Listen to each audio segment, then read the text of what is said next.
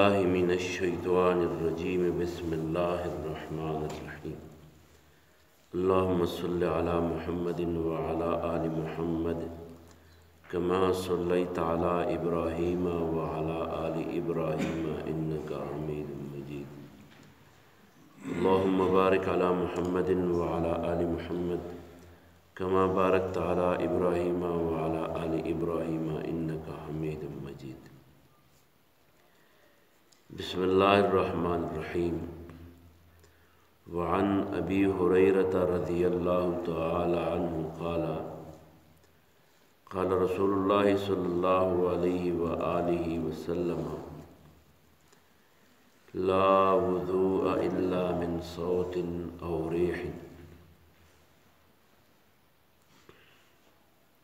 وعن علي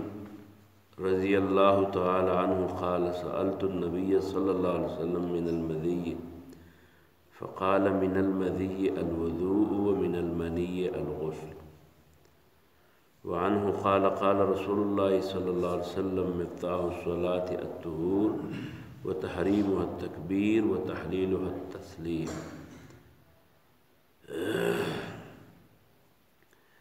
وعن علي بن طلق قال قال رسول الله صلى الله عليه وسلم إذا فسى أحدكم فليتوضأ ولا تأتوا النساء في أعجازهن رواه الترمذي وأبو داود دا دو درې مسلې په دې احادیثو کې بیانېږي او دا چونکې په دې مخکینی درې څلور درسونو کې مونږه دا غي هغه وضاحت سنس زده کړی هم یو مسله په هغې کې دا ده چې اودس په څه باندې ماتیږي نو مونږ ویلو چې اودس ماتیږي په هغه څه باندې کوم چې د دواړو په دیتو د لارو یعنې د تش اودس ماتي او د ډک اودس ماتي په لارې څه شی وځي ګندګي ډک میچارې تسې میچازي یا بل څه نو په هغې باندې اودس ماتیږي او د داسې حالت نه بیا وروسته اودس کول پکار یو په هغې کې د هوا وتلو د بدن نه نو بیا د هوا د وتو دوه ظاهري نښې یوه نښه دا چې اواز ورسره وي یو دا چې اواز نه وي تش بدبویي خوره شي په دې دواړو صورتونو کې رسول الله صلی الله علیه وسلم وفرمایل چې لا وضوء الا من صوت او ریح او دس تش د خېټې په قړ قړ باندې نه دغه کېږي ماتېږي بلکې اودس هله لازمیږي چې کله سړی یا اواز واوري یا چېرته بدبویي محسوس کړي د دې الفاظو سره فوراً د سړي په ذهن کې دا راشي چې د دې نه مطلب دا چې ګنې اواز به دا سړی خامخا اوري یا د بي به دا سړی خامخا محسوسوي نو دا یوازې په خپله محسوسول نه دي بلکې د دې چې کوم یقین مطلب د دې نه دی یقین چې د سړي یقین پیدا شي چې آو داسې شوي دي نو بیا به اودس کوي چې یقین نه او هسې یره خېټه مې کړې ده نو په داسې حالاتو کې اودس په سړي باندې نشته نو عن ابي هريره رضی الله تعالی عنه د حضرت ابو هريره رضی الله عنه نه روایت دی قال دی وی چې قال رسول الله صلی الله علیه وسلم رسول الله صلی الله علیه وسلم فرمایلی دی لا وضوء نشتره اودس الا مگر من صوت دا اوریدو د اواز نه او ریح یا د اوریدو د بینا رواه احمد و ترمذی دا حدیث احمد او ترمذی دواړو کتابونو نقل کړی وعن علي او د حضرت علی نه روایت دی رضی الله عنه قال دی وی سألت النبي ما تپوس وکړو د نبی صلی الله علیه وسلم نه من المزی د مزی په باره کې نو فقال نو نبی صلی الله علیه وسلم راته وی من المذی الوضوء د مزینه به او دس کول ومن المنی الغسل او د منی وتونه به غسل من تیر سبق کې ذکر کړو چې حضرت علی خپل بل مرګري مقداد ته وی بل دې کې دادی چې یاسر ته وی دلته وی په خپل مې وی درېونو مطلب دا دی چې کې دې یو ته ویلي بل ته ویلي یا ول یو ته ویلي بیا بل ته ویلي او په خپل مې ته تاسو کو نه په خپل تاسو دې ته مو چې سړی د بل په ذریعہ تاسو کی او دام ذکرېو چې حضرت علي وایي چې ماته دغه په خپل تاسو نه کو چې دا غزوم نو دلته علي رضی الله عنه وایي ماته تاسو کو نه د خپل ملګری په ذریعہ مې تاسو کو نو پیغمبر علیہ السلام راته وضاحت وکړو چې د انسان نه د تشو میچادو په لارې باندې د سړی نه دوه قسمه ټینګي وبوته شي یو یې د ملاعبت او د لوبو ټوکو په وجه باندې د شوق په وجه باندې د محبت په وجه باندې د یو بل څه د لاس وهلو په ذریعه په وجه باندې د هغې په وجه چې کوم اوبه دي هغې ته مني ورته وایي او یو یې د معدې د ګرموالي په وجه باندې د معدې د ګرموالي په وجه باندې کله د تشو میچاز سره ټینګې دغه راشي اوبه راشي سړی وایي دا څه حساب کتاب دی یا د اودس ماتې نه وروسته راځي یا د هغې سره یو شان راځي نو سړی وایي دا په ما جوړ غټه بیماري ده یا دا به جوز په ما اودس مونځ کول لازمي نو رسول الله صلی الله علیه وسلم وایي راته ووایي چې من المذي هغه ټینګې اوبه چې هغه عام طور د متیازو نه وروسته راځي نو الوضوء د هغې نه تش اودس کول پوره دی چې سړی تش اودس وکړي ومن المنی کم ټینګې اوبه چې د محبت په وجه د ملاعبت په وجه د لوبو ټوکو په وجه د یو بل سره ملایدو په وجه باندې وځي نو د هغې د وجه نه بیا غسل دی رواه الترمذي د حدیث نقل کړی دی سنن ترمذي وعنه او د دې حضرت علی نه بل روایت منقول دی هغه فرمایي چې رسول الله صلی الله علیه وسلم داسې وفرمایل چې مفتاح الصلاة الطهور د منځ چابي او دس او غسل کول دی چې منځ کې نو منځ په څه کولاوېږي په څه باندې به دا جرنده کولاوې منځ ته به کله ودرېږي چې کله ځان صفا کړي او دس وکړي یا غسل وکړي چې لازمي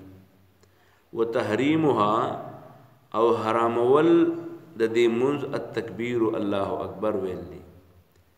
په الله اکبر ویلو سره به د دنیا هر څیز په سړي حرام شي حلال چیزونه به حرام شي خوراک سکاک تعلق گپ یو خوا بل خوا کتل د هر څه به حرام شي نو دا په الله اکبر باندې دې ته په دې وجه باندې تکبیر تحریمه هم وایي دا تکبیر تحریمه چې دا نو دا مونږ ټول څونه مسلمانان چې دي نو دا په مونږ کې اولنې الله اکبر وایي او په دغه الله اکبر ویلو باندې د سړي په مانځه ودرېدو سره هر څه بند شي البته بعض علما چې په هغې کې د امام ابو حنیفه رحمت الله علیه شاګردان موجود دي یا د امام شافعي رحمت الله علیه یا د امام مالک رحمت الله علیه شاګردان هغې په دې بحث کوي چې د الله اکبر په ځای باندې که سړی بل څه ټکی وایي نو دا به جایز وي که نه به وي جایز نو بعض پکې لیکل کوي چې یاره د الله اکبر په ځای باندې امام شافعي رحمت الله علیه شاګردان وایي که د الله اکبر په ځای د الله تعالی د دې لویې سره مطابق بل صحیح مثلا اعلی و اجل ټکی شو نو په دې باندې به دا سړی د تکبیر تحریمه په دې کېږي که نه کېږي که یو سړي چېرته داسې وکړو نو مونځ به کېږي که نه به کېږي نو هغې وایي که د لویوالي او د عظمت الفاظ استعمال کړو نو کېږي به امام ابو حنیفه رحمت الله علیه شاګردان چې دي نو هغې الفاظ بیانوي چې د الله د لویې هر څه شی څه صفت چې بیان کړو په دې باندې به تحریم وشي بهر الفاظ چې کوم دي نو خو د الله اکبر د تکبیر دي نو په دې وجه باندې د علماو بحث په دې بنیاد باندې نه دی چې کني الله اکبر ویل پکار دي که نه دي پکار یعنی دا که فرض که چېرته داسې موقع راشي چې یو سړی د الله اکبر په دې باندې بل څه ټکی ووایي یا دا ویلی نشي نو دا به تکبیر تحریمه وشوه که وی نه شوه الله اکبر یو تکبیر تحریمه ادا شوه که ادا نه شوه نو وی ادا شوه امام ابو حنیفه رحمت الله علیه وایي ادا شوه په دې بنیاد باندې د عربي د الله اکبر نه علاوه که سړی د الله اکبر ترجمه په پښتو اردو پارسۍ کې وکړي نو دا به جایز وي که ناجایز وي نو امام ابو حنیفه وایي چې یاره د الله د لویوالي د الله اکبر معنی که په پښتو کې وکړي نو چېرته یو سړی دی هغه نه ورځي ورله په پښتو کې وکړه نو مونځ به یې شوی که نه به یې شوی نو وایي شوی به نور علما وایي نه په د الله اکبر د عربي الفاظو نه علاوه بل ټکی به نه وایي دې اختلاف چې د علماو په منځ کې راغلی نو دا په دې بنیاد نه دی چې ګنې په عمل کې اختلاف دی امام ابو حنیفه یا ګنې نور امامان وایي چې د الله اکبر په دې بل ټکی ویل پکار دی دې ته علمي اختلاف وي. علمي اختلاف دې ته وایي